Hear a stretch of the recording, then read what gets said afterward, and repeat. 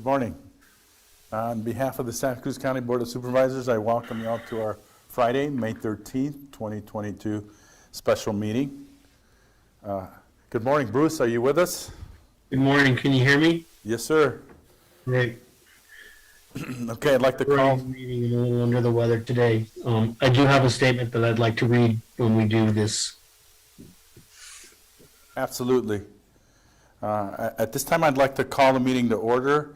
And Juan, you want to lead us in the pledge? Pledge allegiance to the flag of the United States of America and to the republic for one nation, under God, indivisible, with liberty and justice for all. Okay, we'll go ahead and move on to item B, action item. Yeah, Mr. Chairman, before we do that, could I have a point of personal privilege? Absolutely. First of all, I want to send out our condolences to Paul Hathaway. His wife passed away on Sunday, I believe.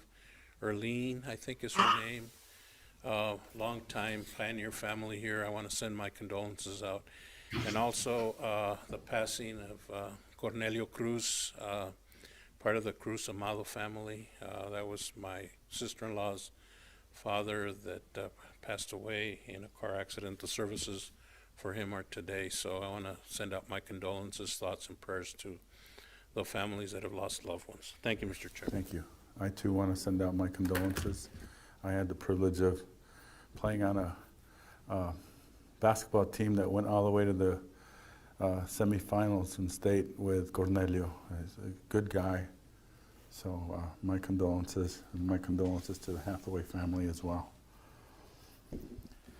Okay, item B, discussion possible action to approve letter of U.S. Senator, actually letter to U.S. Senator Kristen Sinema and U.S. Senator Mark Kelly to support the Public Health and Border Security Act of 2022.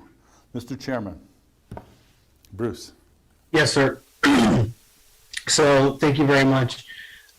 I have a short statement I'd like to read that expresses why that I'm supporting the opposing lifting Title 42. And at this time, and it follows the negative impacts to the ports of entry. We're just getting back to the pre-pandemic levels of passenger and pedestrian crossings, which are supporting our local businesses and our local tax revenue. Trade and travel, and we know based on history that the ports will be inundated with asylum seekers, and as such, their capacity to process illegal crossings and monitor for substance that should not be entering our country will be diminished. The processing, that there has been no buildup of personnel to deal with the influx. In fact, there's a diminished capacity of USCIS, HHS, and ERO on the government side, and our nonprofits right now that are working to facilitate the humanitarian component of this will soon be overwhelmed with this influx. And when that happens, it's going to be the small border communities in Arizona that will have to deal with these direct impacts of this policy change.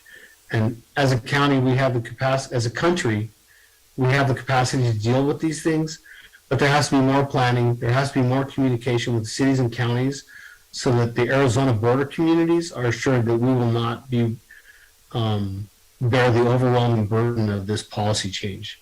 And that is truly my concern and why I support at this time not lifting Title 42.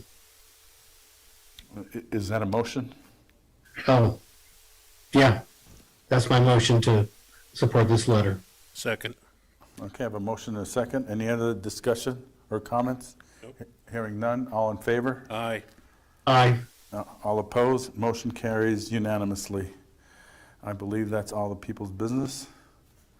At this time, I will To adjourn. have a motion to Second. adjourn. Do I have a second, Bruce? Was that a second? Second to adjourn. Okay. I have a motion and a second. All in favor? Aye. All opposed? Aye. Motion carries. We are now adjourned. Thank you. You guys have